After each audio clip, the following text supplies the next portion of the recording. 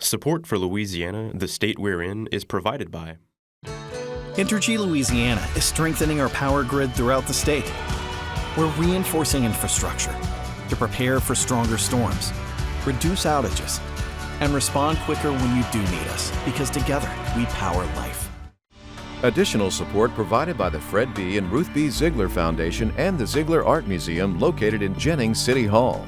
The museum focuses on emerging Louisiana artists and is an historical and cultural center for Southwest Louisiana. And the Foundation for Excellence in Louisiana Public Broadcasting, with support from viewers like you. Gun violence is unfortunately a daily occurrence in Louisiana, but a new push from the feds hopes to reduce the wide-ranging impacts. And a small island off the coast of Louisiana plays an outsized role in helping our state bird thrive. Plus, what goes into creating a new city? I sat down with the mayor of what promises to be the state's fifth largest municipality. And Pistol Pete Maravich's life and legacy honored with a new exhibit at the Louisiana Sports Hall of Fame Museum. Let's get started.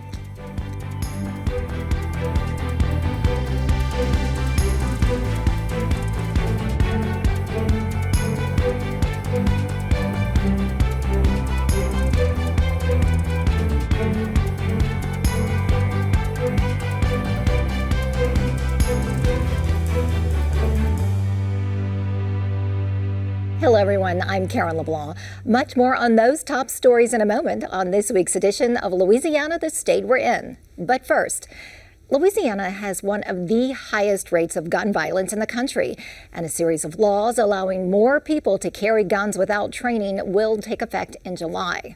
Now, the U.S. Surgeon General is urging officials to treat gun violence as a national health issue like traffic safety or smoking. Since 2020, gunshot wounds surpassed car accidents, cancer, and other causes as the leading cause of death for children and adolescents in the United States. The rate of gun violence in the U.S. also vastly eclipses gun-related deaths in most other countries. The Surgeon General says the toll of firearm-related violence affects everyone, not just the immediate victims. He's pushing for things like increased funding for research, advising health workers to discuss safe gun storage with patients, more access to mental health support, and bans on certain types of weapons. Any gun safety legislation faces long odds with GOP lawmakers, backed by groups like the National Rifle Association. In other news, groups have joined a lawsuit over a controversial new law requiring the 10 Commandments be posted in every public school classroom in Louisiana. 9 families of various faiths with public school kids filed suit in U.S. District Court this week. They joined the ACLU and other civil liberties groups, arguing the law interferes with parents' rights to choose how their children learn about religion. According to the law signed by Governor Jeff Landry, the signs must be in large, easily readable font, along with the commandment's connection to America's laws and legal system. Making the rounds on cable news, Governor Jeff Landry says he doesn't understand why so many people oppose the measure. I didn't know that it was so vile to obey the 10 Commandments. I think that speaks volumes about how eroded this country has become. I mean, look, this country was founded on Judeo-Christian principles, and every time we steer away from that, we have problems in our nation. In 1980, the U.S. Supreme Court rejected a similar law in Kentucky, ruling that it violated the constitutionally protected separation of church and state. From hashtags to headlines, politics are trending this week. President Joe Biden faced off against former President Donald Trump in the first debate of this election cycle. The two argued over a range of issues, including immigration, abortion access, and the January 6th attack on the U.S. Capitol. When asked by moderators, Trump repeatedly downplayed his actions on January 6th and his conviction on 34 felony charges. President Biden, meanwhile, drew criticism even from some members of his own party because of his halting performance and raspy voice, which his campaign said was a result of a bad cold. Now, earlier in the week, former President Donald Trump made a fundraising stop in New Orleans where he reportedly raised around $5 million. Well, switching gears, former LSU sprinter Sha'Carri Richardson is headed to Paris for the 2024 Olympic Games, where she's favored to win a gold medal. Now, Richardson is on track to represent Team USA in Tokyo, but lost her spot after testing positive for marijuana. She wants to encourage others who are going through challenges to believe in themselves and to work hard to reach their goals. So far, about a dozen athletes with ties to Louisiana have qualified for this year's Olympics in Paris. They get underway July 26. The start of another hurricane season draws focus to Louisiana's barrier islands and help buffer the state from strong winds. Queen Bess Island near Grand Isle forms part of that parallel island chain, experiencing land and habitat loss. It's also home to the Louisiana state bird, and it's an essential nesting site for the brown pelican's ability to survive and thrive. In recent years, wildlife officials completed work to restore the available nesting space. We're taking you on a tour. As we approach Queen Bess Island near Grand Isle, brown pelicans take flight. It's nesting season for the Louisiana state bird, which is a sight to behold after it disappeared from Louisiana habitat in the 1960s. As we stand today, we are in excess of 20,000 birds on the island. So yeah, to see the population out here more than double, I mean, you're looking at 550 nests per acre. It's pretty outstanding. So yeah, the birds have enjoyed what we've done, which was the goal. By 1963, the pesticide DDT had decimated Louisiana's brown pelican population. So once we were able to reduce or stop the use of DDT, then the door was open for pelicans to return. But pelicans tend to come back and nest in the place where they were hatched, where they fledged. And so what we did was we went to Florida and we got some young pelican chicks and brought them over to Queen Bess Island, an island where previously they had lived and thrived. And we're hoping that they would imprint on this island here. And over the years they did, and we were able to bring back the brown pelican to the state of Louisiana.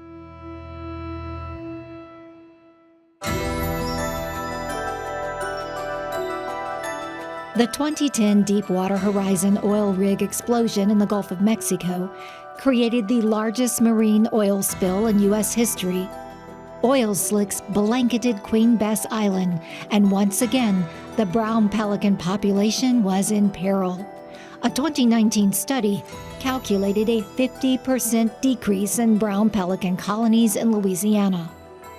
Queen Bess was really the poster child for Deepwater Horizon. The entire island was coated. This is a high energy environment, so oiling came on, and so you had adults, sub-adults, young of the year, a great deal of loss associated with that. And so when the settlement finally came through, Queen Bess was prioritized as the first project to go out of the gate. Restoration efforts began in 2017 to rebuild and restore the island habitat, paid for in large part by funds from the Restore Act, comprised of Clean Water Act penalties levied from the 2010 Deepwater Horizon oil spill. No one can say for sure why the brown pelican is drawn to Queen Bess Island. It remains one of Mother Nature's mysteries. What is it about Queen Bess Island that makes it so attractive to the brown pelican? You know, it's there's been folks asking that question for a long time, so you're not the only one. The one thing that I can certainly say is Louisiana has bountiful natural resources, and that's critical, particularly when you're talking about care for young and what have you. They need to be able to go out there and gather food for the young, and, as well as themselves.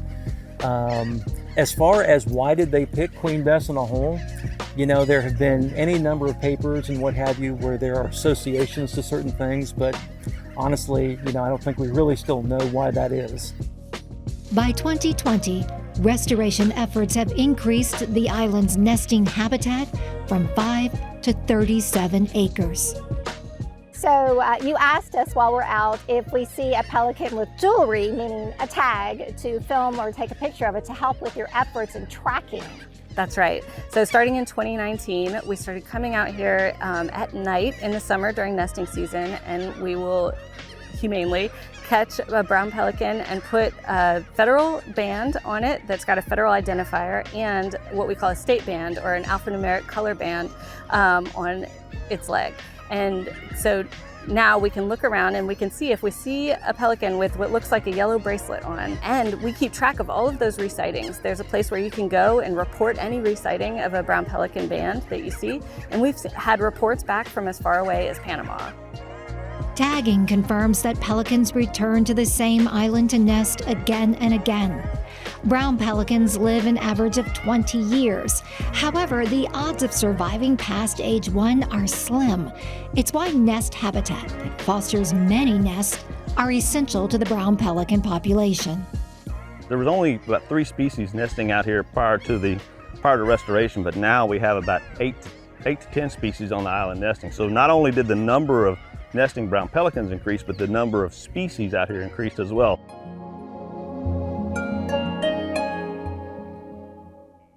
You can report a brown pelican spotting and check out brown pelican stats on Queen Bess at the website avianmonitoring.com. Officials are in the planning stages to form what will be the 5th largest city in Louisiana, the city of St. George. Thursday, the state Supreme Court rejected a last-ditch effort to block the city's creation. The push for St. George started with plans for a new school district, but evolved into what will now be the new city in southeastern section of East Baton Rouge Parish.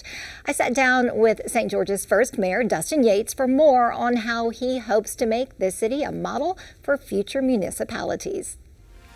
I am joined by the mayor of the city of St. George, Dustin Yates. Congratulations. Thank you, Karen. So he's joining us here in studios to bring us up to date on the evolution of the new city of St. George. The official city government structure is in place.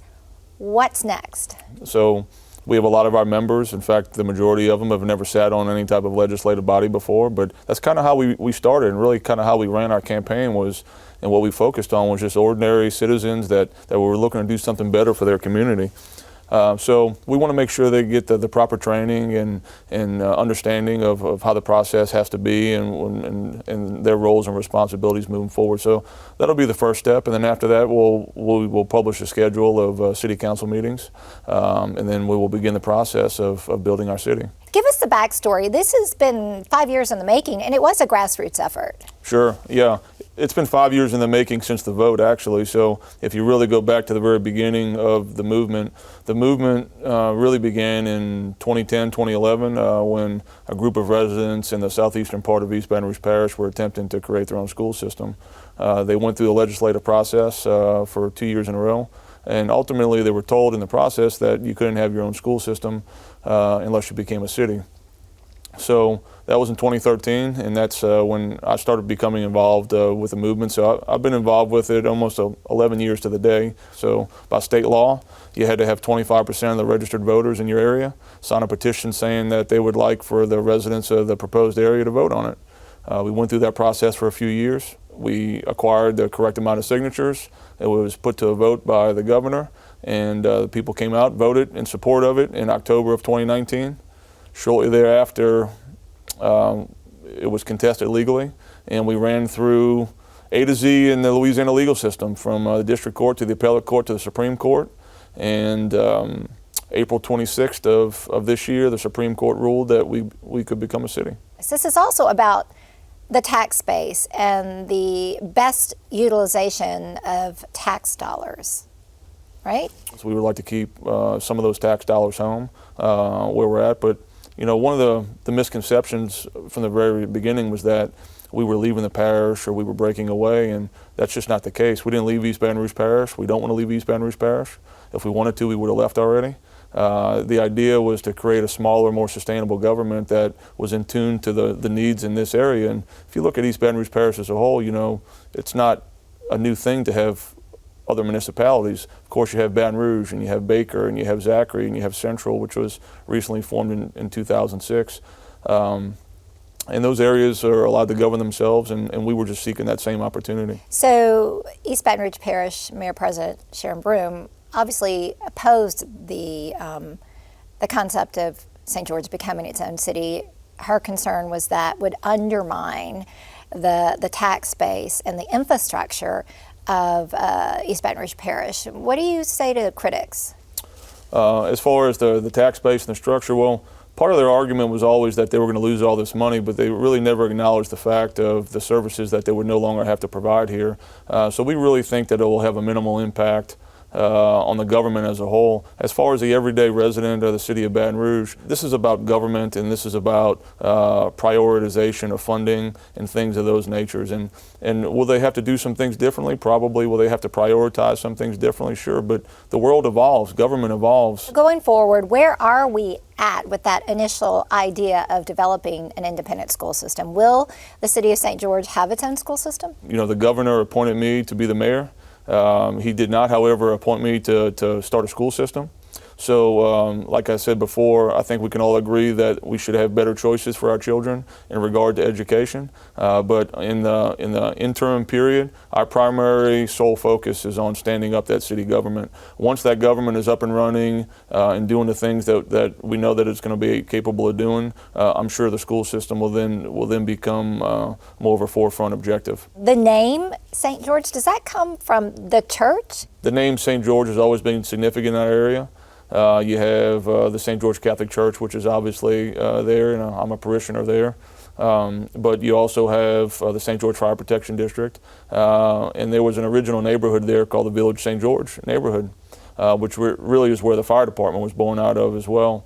So it just seemed to make sense to the majority of the people that were involved in the beginning, and that's kind of, it was a vote of the majority. That's what they wanted. So going forward, can you just kind of outline some of your immediate priorities in this evolution as a city? Sure. So one of our immediate priorities is obviously to develop a communication plan. So we don't have any money right now. So we are currently the only city in the state that has $0. So it's going to take some time for that transference of tax dollars to take place.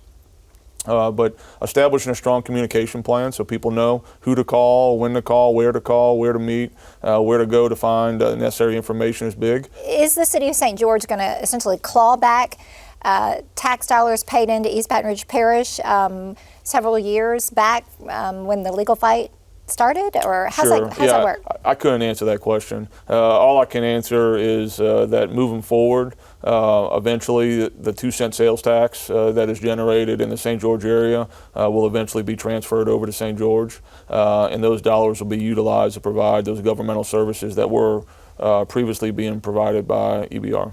But do you know, does the 2 cents start collecting into the St. George coffers today, yesterday, last week, 2 years ago? That's a great question. How does that work? Yeah, that's a great question. I wish I had a great answer for you, but that date is yet to be determined. All right.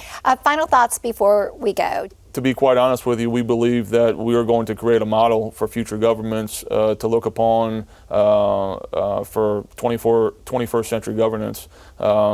It's not a stretch for people to look out and see that the 20th century model of municipal government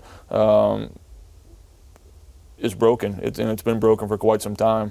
We're looking to have a lean, efficient government that relies a lot on contracting out of services. We're going to have very few employees. We're going to, instead of investing in that, we're going to invest back into our community. We're going to make a great place where people want to stay, where families want to raise their children, and where our children want to stay. And ultimately, and currently, Louisiana is losing more people than we're gaining, and that has always been a directive of ours and always been an objective of ours from the very beginning, is to kind of curb that migration of our people to other areas or other states. All right. Well, thank you so much, Mayor Dustin Yates, City of St. George.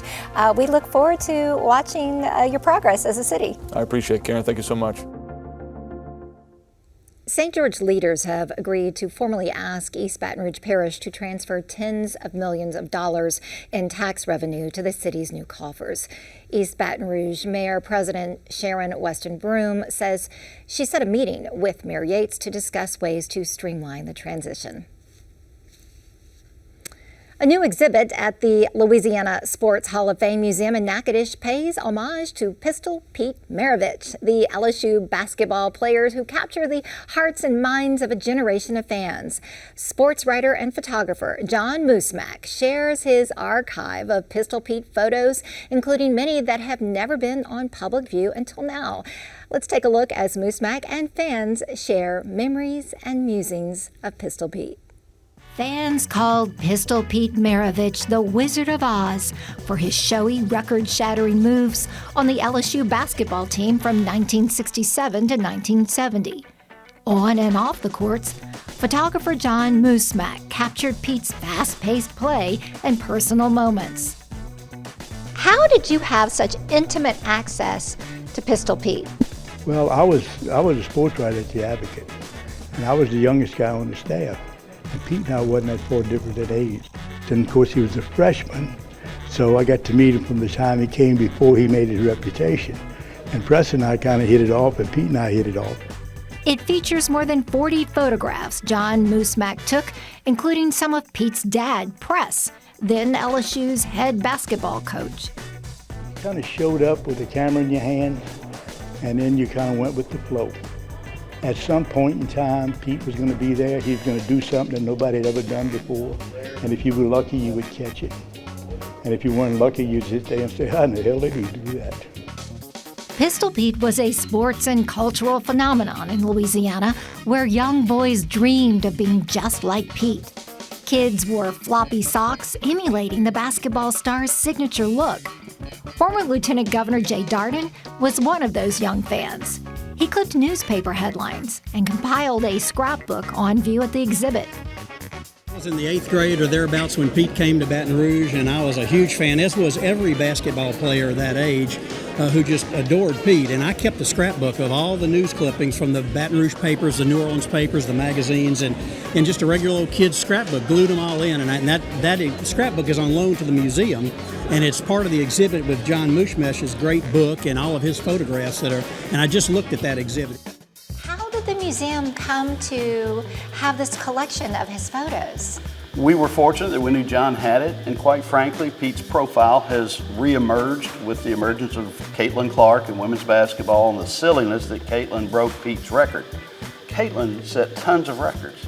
Caitlin's records did not disturb Pete's records, but it's gotten a lot of attention on Pete. And it was the perfect time to do this and showcase a true Louisiana icon. It goes far beyond basketball.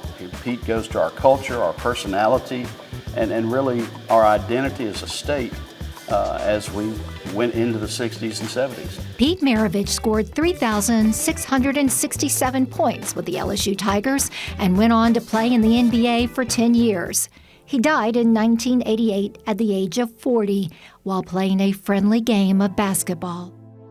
He took his notoriety, used it for good. I think at the age of 40, the Lord said, Pete, you've done what I sent you here to do. And he took him in a church gym. And he died in the arms of an evangelist playing a pickup basketball game. I think the Lord wrote the script. What would you say about Pistol Pete the man?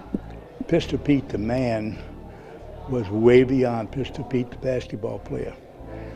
Pete, I don't believe Pete's role in life was really just being a Hall of Famer in college basketball and the most popular player to maybe ever play the game, a Hall of Famer in the pros.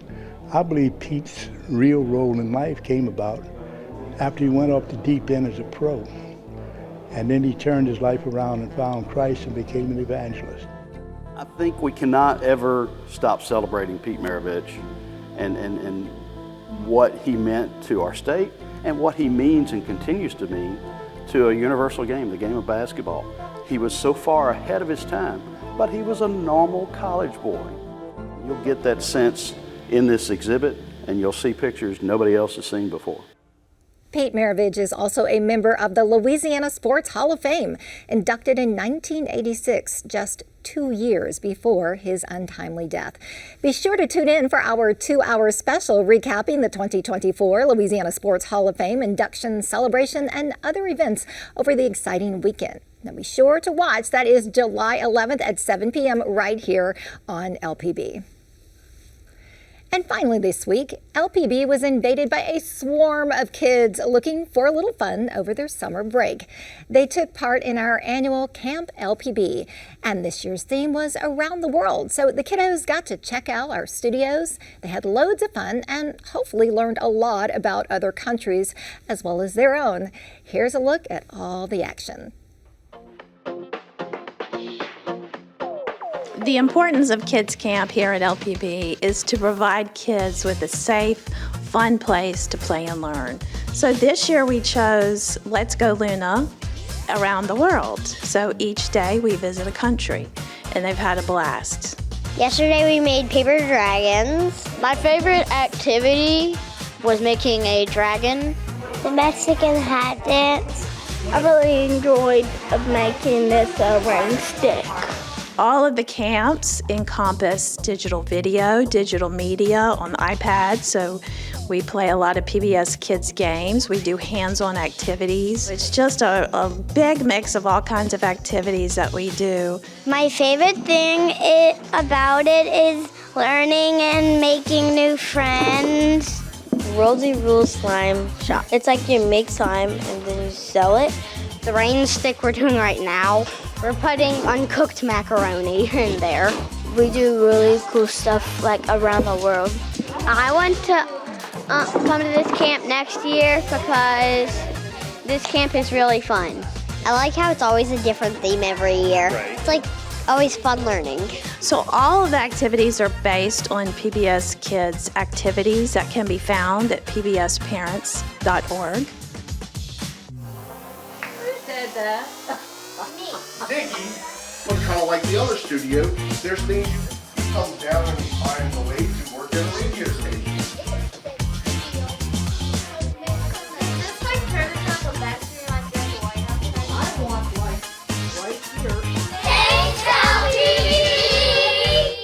That's our show for this week. Remember, you can watch anything LPB anytime wherever you are with our LPB app. You can catch LPB news and public affairs shows, as well as other Louisiana programs you've come to enjoy over the years. And please like us on Facebook, X, and Instagram. For everyone at Louisiana Public Broadcasting, I'm Karen LeBlanc. Until next time, that's the state we're in.